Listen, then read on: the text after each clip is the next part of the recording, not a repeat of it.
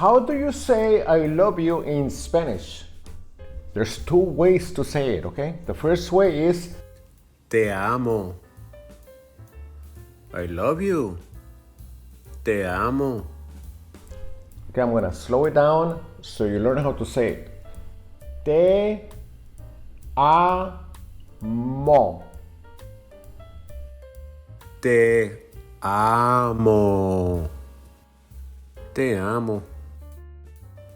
I love you. Te amo. The other way we Mexicans say I love you and is more commonly said is te quiero mucho. Okay, I'm gonna slow it down so you learn how to say it. Repeat after me. Te quiero mucho. Te quiero mucho. I love you.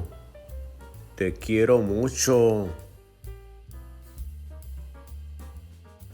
I love you. Te quiero mucho.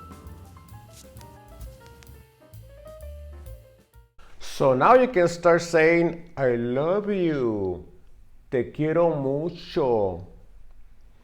Okay, I have got a freebie for you. I put together the 10 most spoken words that we Mexicans say daily, and you can grab that freebie right below this video. Good luck.